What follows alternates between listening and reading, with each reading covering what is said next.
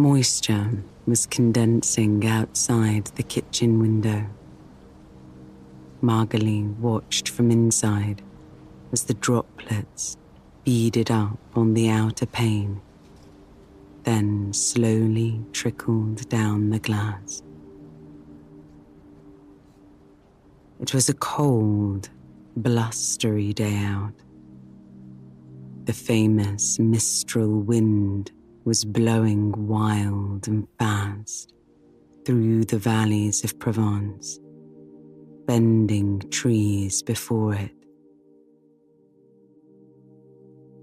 This powerful wind was a regular visitor, though, and it was well known and understood.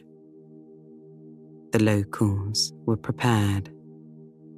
Margalie had set heavy stones on her roof in the old way to hold her terracotta roof tiles in place. Residents huddled cozily in warm homes. Even the spiders had prepared, weaving smaller webs in more protected spots when the wintry wind loomed. The cold and grey outside only served to make Margalie's warm kitchen feel even more snug. Her little cottage was humble but comfortable and furnished with love. A low flame was burning inside the oven, which let off a lovely heat that spread out through the room. Margalie sat at a round table covered in a blue and yellow tablecloth. She looked at the cookbook in front of her, clothed in a bright yellow jacket. The simple volume was satisfyingly thick and solid-looking. She opened up the cookbook and paged through until she came to today's meal. Leek and potato soup, roasted cauliflower with cheese, and mutton stew, prepared in what was called the peasant style. It was a perfect winter's meal, hearty and hot, and in tune with the seasonal harvest.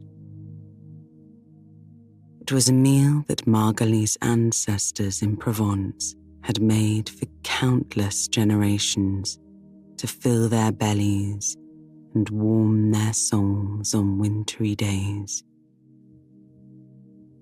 Although, she conceded to herself, those farming ancestors probably wouldn't have made 3 courses as she planned to do. Either cheesy cauliflower or mutton stew would have sufficed as the main course for them to follow the soup, but Margalie planned to luxuriate in both. Looking back again at the blustery world outside through her drop-covered window, Margalie stretched and took a deep breath of the warm air filling her bright kitchen. Then she stood, washed her hands, and dried them on a soft blue towel that was embroidered with sunflowers. She tied on a blue apron, also embroidered with sunflowers, a signature flower of the region. This done, she began to assemble the ingredients she would need for her cooking. She opened and closed doors briskly, taking supplies out of cupboards and pantries and refrigerator, and one by one She lay these out neatly on her freshly cleaned countertop. 3 leeks, 6 large gold potatoes, and a sack of small ones. 1 medium-sized cauliflower, 1 carrot, a dozen small onions, and a dozen turnips. White flour, a litre of fresh milk, and a tray of brown farm eggs. A block of white cheese, butter, a dish of cubed mutton, a bottle of white wine, olive oil, mixed herbs, salt and pepper, cornstarch, and a sprig of parsley. To begin, she started preparing the soup. The first step was to clean the leeks and potatoes. She picked up the 3 long leeks she had selected, which were thick and substantial. Their long stalks faded from the white bulb of their oniony bases to deep green at the tips. She washed them carefully under running water, wiping away traces of soil from the farm that had grown them. Next, she picked up the potatoes. These were large and round. She scrubbed them with a little brush until they gleamed, wet and earthy. Margalie pulled out a cutting board then, a sturdy wooden slab, faded from long use. She placed the leeks on the board and picked up a sharpened knife. With this, she removed the dark green ends of the leeks, then cut the remainder into quarters. They let off a light, fresh, oniony smell as she cut. Next, she sliced the quartered leeks into slender strips. She held them in place with one hand, her fingers bent into a neat curve. With the other hand, she held the tip of her knife in place on the board, then used it to pivot the blade along the vegetables. When the leeks had been reduced to a tumbling pile of thin slices, she turned her attention to the potatoes. These she cut into large quarters. Then she reached up to a hook over the stove and lifted down a large, heavy pot. Taking up a small jar of olive oil, she poured in a generous measure of the golden liquid. It spread slowly over the bottom of the pan, thick and fragrant, sending up its rich scent. She turned the flame onto medium-high and picked up the cutting board, then used her knife to slide the chopped leeks into the waiting pan. With a long-handled spoon, she stirred them until their oniony aroma mingled temptingly with the olive fragrance. Then she tipped the potato pieces into the pot too, and added almost 3 liters of water, measured in a cleaned milk jug. a pinch of coarse salt from a tiny Moroccan salt dish, and it was ready to simmer. She put the flame on low and left the soup to cook slowly. Then Margalie turned her attention to the dish of cubed mutton. This she poured into a large ceramic casserole dish, which was oval in shape. She carried the dish over to the sink and held it under the faucet.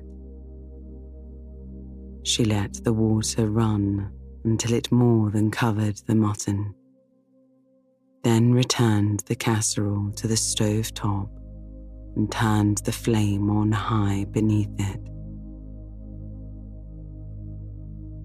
She uncorked the bottle of white wine and breathed in its tangy sweetness.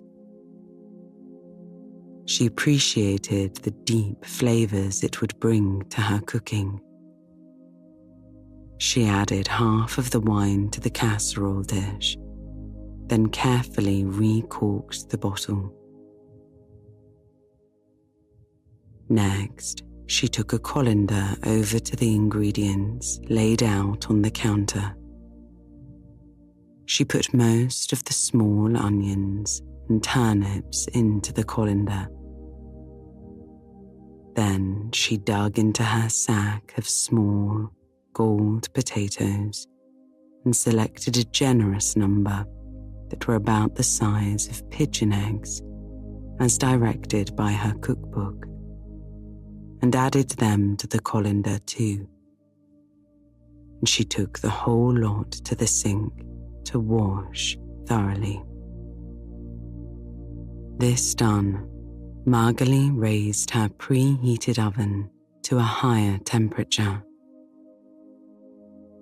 On the stove top, the mutton stew bubbled cheerfully, and the leek and potato soup simmered away gently. She gave each a stir with its own wooden spoon, savouring the clouds of steam they gave off and the sumptuous scents they carried to her nose.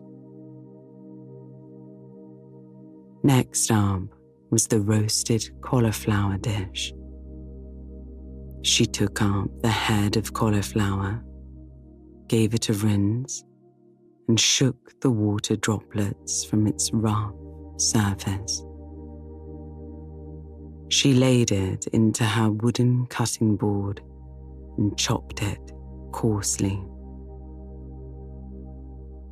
Margalie put the chopped cauliflower into a pot of water and added a couple of pinches of salt.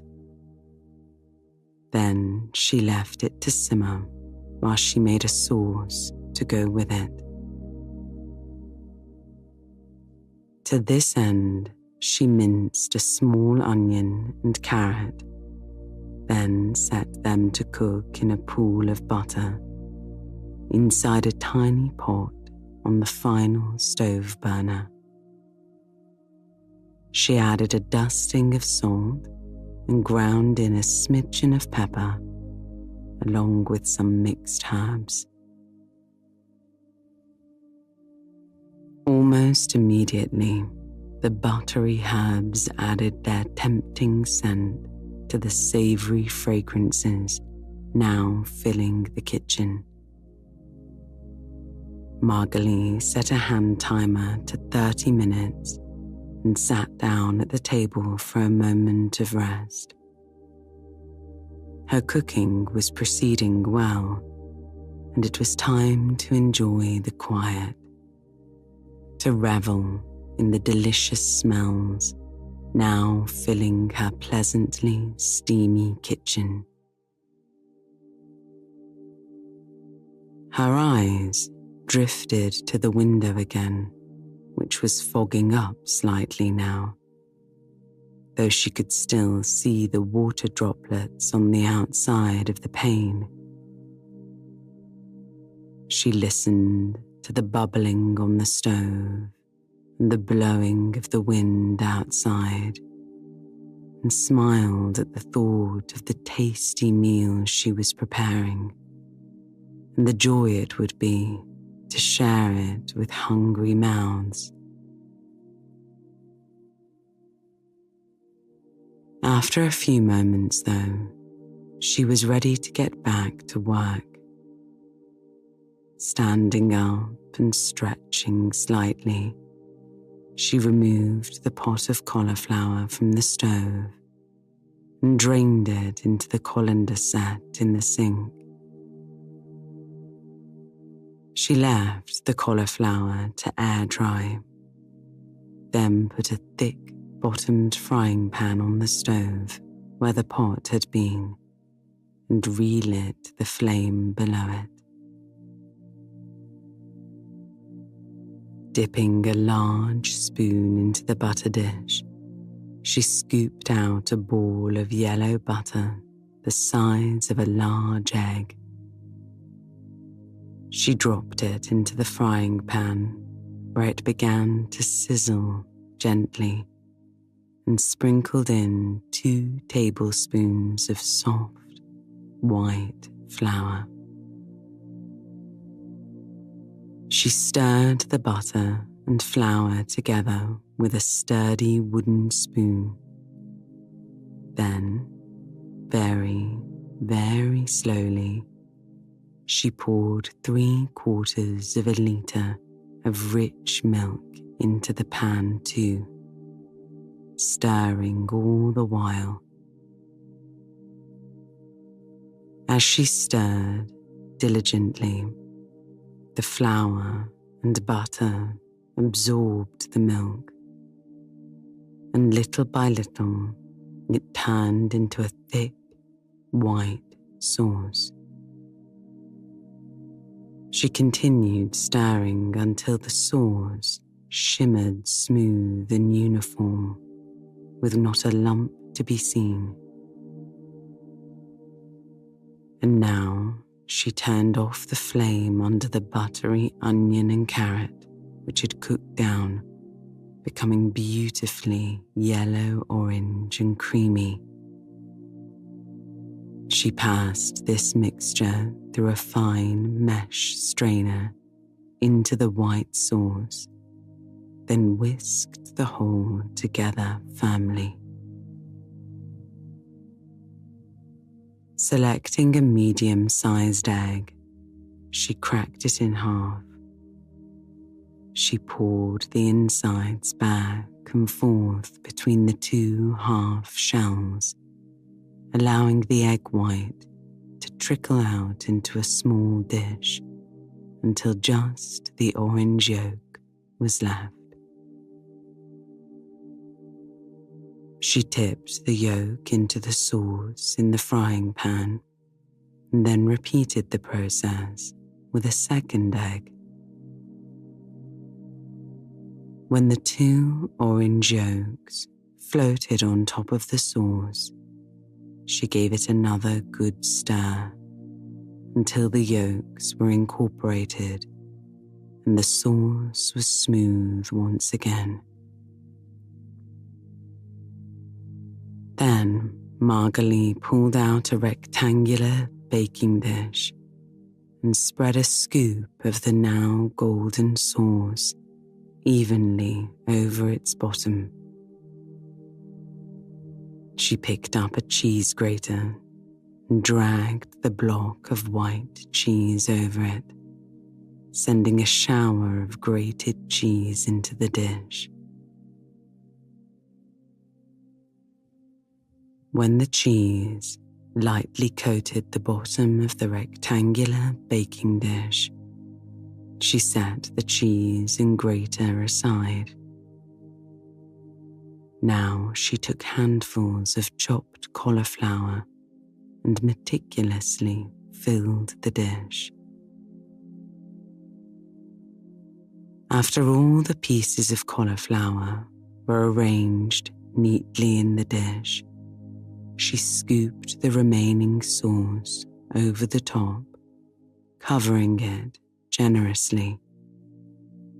Then she grated a fine layer of cheese over the whole thing.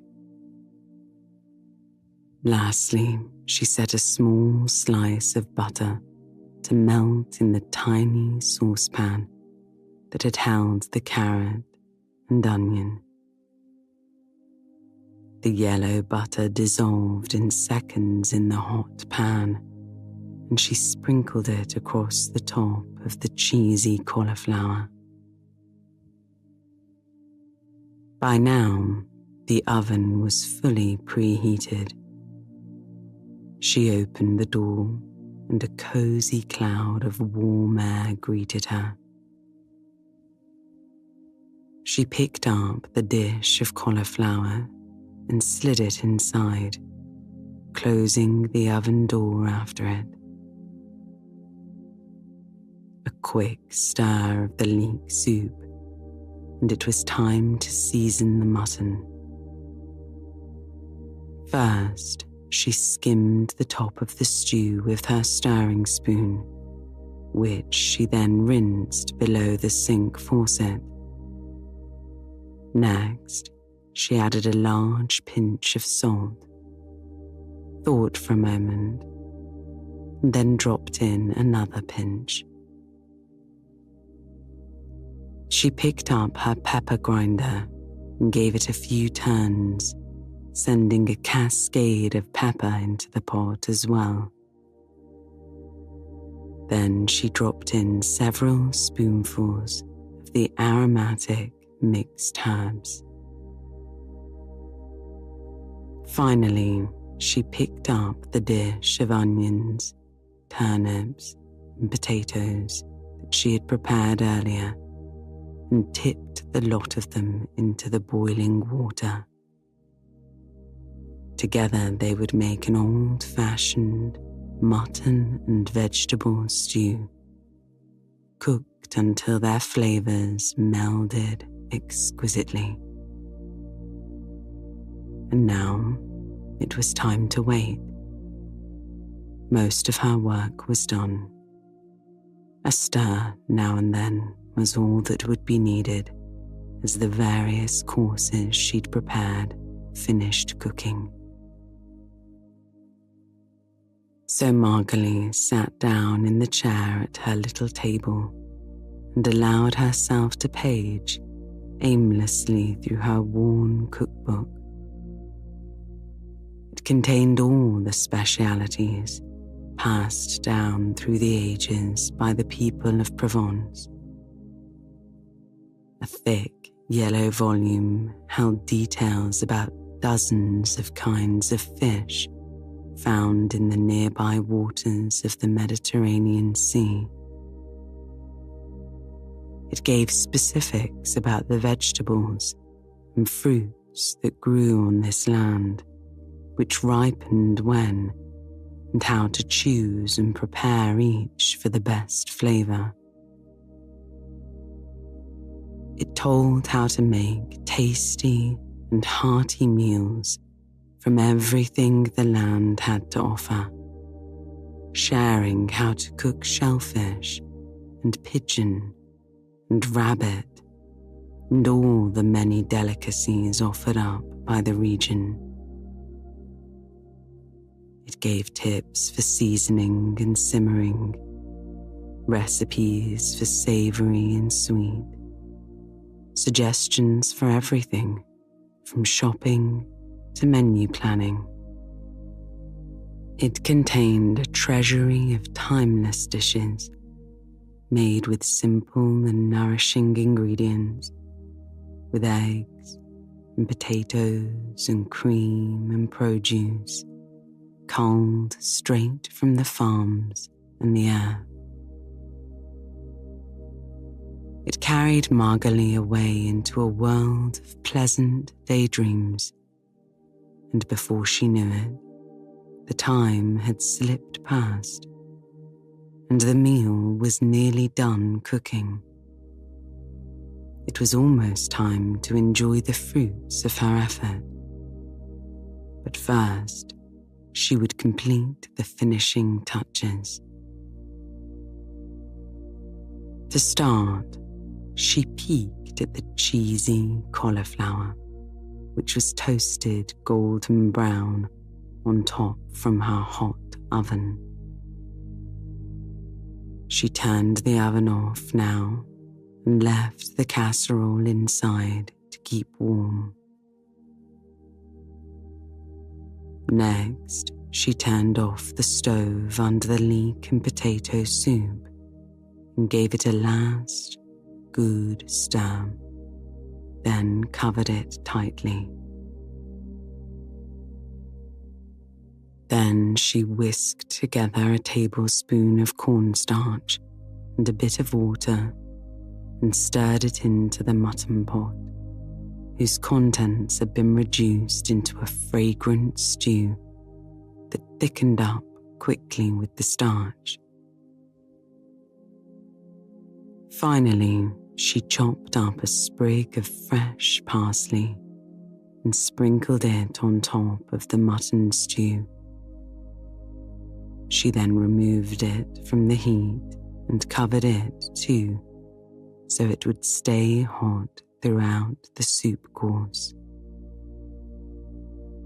And now, at last, the savoury winter feast was ready, prepared with love and care. She reflected that half the enjoyment of the meal was already hers, the pleasure of working quietly in her kitchen and the satisfaction of a job well done. The other half of the enjoyment still awaited her, inside the casserole dish and the soup pots, in the tastes of the age-old recipes, the flavours of tradition, and the gratifying enjoyment of good ingredients cooked with care and shared with generosity. Soon she would carry this hot, nourishing meal to the soup kitchen, half a block away, together with neighbours in need and other volunteer cooks. She would sit down to a warming meal and even more warming company. She felt satisfied, at peace, and gently eager for the moments to come. She slipped on a thick coat, picked up the first hot dish, and stepped out from the humble warmth of her kitchen into the blustery dusk of the midwinter evening.